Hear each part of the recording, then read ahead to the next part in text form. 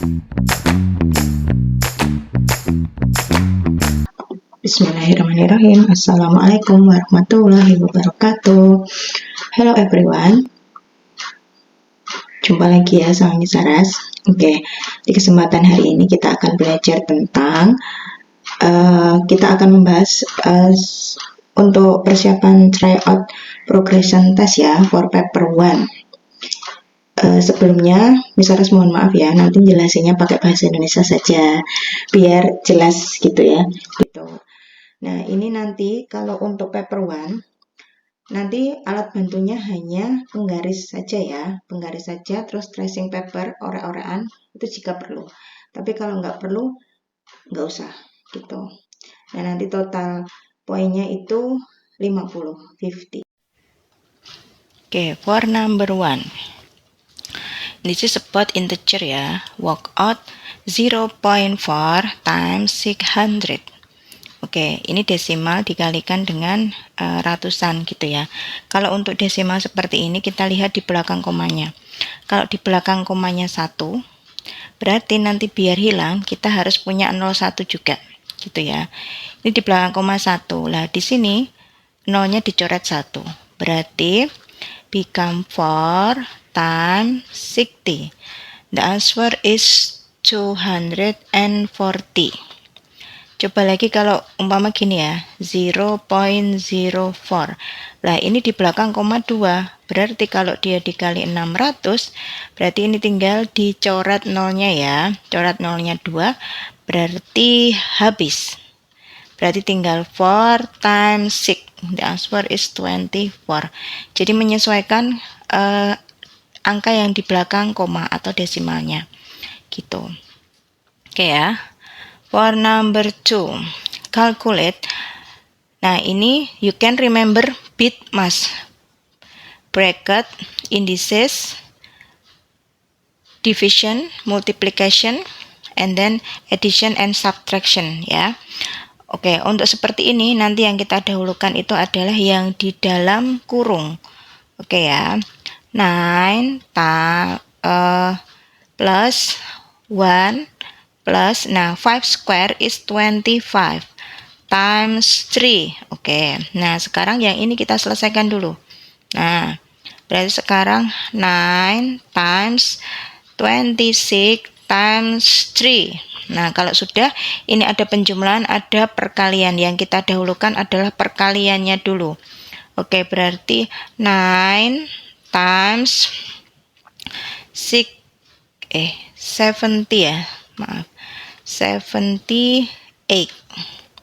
9 plus 78, the answer is 87. Oke.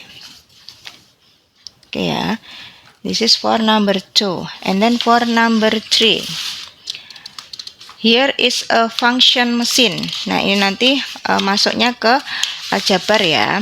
Masuknya ke aljabar juga. Gitu. Jadi for the function machine itu ada ada input. Oke. Di sini nanti ada input. Kemudian ini nanti mesinnya ya, jadi dioperasikan. Jadi yang di dalam kotak itu nanti bisa plus, bisa minus, bisa kali, bisa bagi gitu. Nah, kalau sudah masuk ke mesinnya ini berarti dia nanti akan keluar outputnya. Oke. Nah, di dalam mesinnya itu operasinya is minus 7. Coba pertanyaan yang A. Find the output when the input is 5. Oke, coba ya. Inputnya 5 and then we can operate 5 minus 7. The output is minus 2. Oke. And then for the example ya, for the else example 10. 10 kalau dimasukkan ke mesinnya ya, 10 minus 7, the answer is 3 gitu.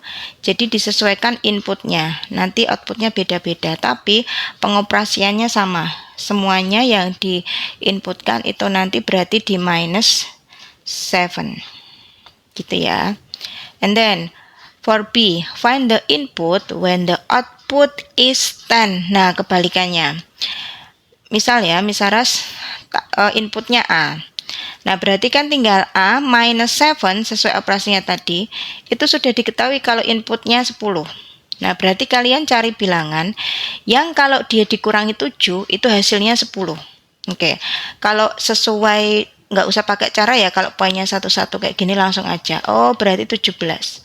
Atau kalau kalian mau pakai cara, ini sesuai yang aljabar yang terakhir kita pelajari ya. Jadi, A minus 7, nah hasilnya kan 10. Nah, ini minus pindah ke kanan jadi plus ya. Nah, sama, berarti inputnya tadi adalah 17. Seperti itu. For number 3. And then for number 4. Mike says that 4.02 times 1000 is, nah, seperti itu ya. Mike is not correct. Complete this sentence. The mistake Mike has made is, nah dilihat, itu Mike itu mengalihkannya tanpa melihat kalau itu desimal ya, padahal itu desimal. Di belakang koma ada 2 angka. Harusnya 0 yang di sini hilang 2 juga, gitu ya. Ini kan di belakang koma ada 2. Harusnya 0 yang di sini juga hilang 2. Tapi Mike itu langsung dia dikalikan dengan menambahkan 0 saja. Jadi kesalahannya he adds, dia menambahkan 3 0 ya at the end. Nah, intinya seperti itu. Jadi dia menambahkan 3 0 langsung di belakangnya, padahal kan nggak boleh. Nah, yang benar kayak tadi, itu kan dia di komanya itu kan di belakang koma 2. Oke, di belakang koma 2 berarti di sini 0-nya hilang 2 juga. Nah, kemudian jawabannya menjadi 402. Nah, ini tadi 0-nya sisa 1. Oke, nah itu jawabannya. Untuk jawaban yang benar. Gitu ya, 4020. And then for number 5. Diingat kalau nanti ada perintah instruction draw a ring, itu kalian jawabnya tinggal melingkari saja. Yang bukan jawabannya tidak perlu dicoret ataupun dilingkari. Gitu ya, dibiarkan saja. Oke. Draw a ring around the mathematical words that are straight line lengths. Nah, itu di sini adalah unsur-unsur lingkaran. Unsur-unsur lingkaran yang bentuknya garis lurus. Oke, yang bentuknya garis lurus itu adalah diameter. Kemudian separuhnya diameter itu adalah radius, or in bahasa dia jari. Gitu ya. And then for center the means is titik pusat. Nah, itu kan kayak titik di tengah itu ya. Berarti dia bentuknya bukan garis lurus. Nah, circumference itu kayak bentuknya keliling. Oke, dia yang mengelilingi lingkaran. Oke, jadi kayak busur lingkarannya itu, tapi satu lingkaran penuh ya, jadi kayak kelilingnya itu. Oke. For number 6. Use one of this symbol. Oke. To make its statement correct. Nah, dilihat. Ini desimal with desimal ya. Biar gampang, sebenarnya di sini ada 3 angka di belakang koma, satunya 2 angka di belakang koma. Untuk membandingkan, cara yang paling gampang itu adalah yang di belakang koma itu kita jadikan sama. Jadi kalau di belakang koma 3 kita jadikan 3 semua. Oke. Yang di sini kita tambah 0. Oke ya. Nah, dari sini kalau sudah sama-sama 3, kita sudah bisa membandingkan. Satunya 410, satunya itu adalah 401. Besar yang mana? Oke. The left is more than the right. Jadi besar yang kiri. And then for the next. 1/4/5 dia dibanding 1.75. Nah, ini satunya pecahan campuran, satunya pecahan desimal. Kalau misal terserah ya, nanti kalau kalian yang 1,75 itu mau ubah pecahan biasa juga nggak apa-apa. Nah, kalau misalnya mending ini dijadikan desimal saja ya. Ini jadikan desimal. Oke, jadi satunya sama-sama 1 ya depannya. Nah, yang misalnya mau ganti itu yang 4/5-nya. Oke, biar gampang ya. 4 per 5. Lah 4 dibagi 5 kan nggak bisa. Oke, kita tambahin 0 di depan. Nah, kalau ditambahin 0 di depan berarti dia 0, 40 dibagi 5 itu jawabannya adalah 0,8. So, the left is 1.8. Nah, tambahin 0 sekalian ya, karena yang di sana di belakang koma 2. 1.75. Nah, kalau seperti ini sudah bisa dibandingkan. Berarti yang lebih besar adalah yang kanan. Oke ya, this for number 6. And then the next for number 7. Ingat ya, kuadrilateral nanti ada di unit selanjutnya ya. Kuadrilateral itu segi 4. Segi 4, ingat kuncinya. Jumlah sudut dalam segi 4 itu adalah 360 derajat. Oke. Bukan 4 ya, iya sudutnya ada 4, tapi kalau sudutnya itu dijumlah semua besarannya, itu jumlahnya itu adalah 360 derajat. Oke ya, semua segi 4, baik itu nanti persegi panjang, dan lainnya itu jumlahnya adalah 360. Oke, for number 7, kita lihat ya. Oke, itu dilihat. Itu sudah ada di sini 114, ada 48. Nah, yang kotak itu dia siku-siku. Siku-siku itu adalah 90 derajat. Nah, berarti yang belum kita cari adalah yang di sini. Misal Ras namai Y. Oke ya. Oke, for Y. For Y is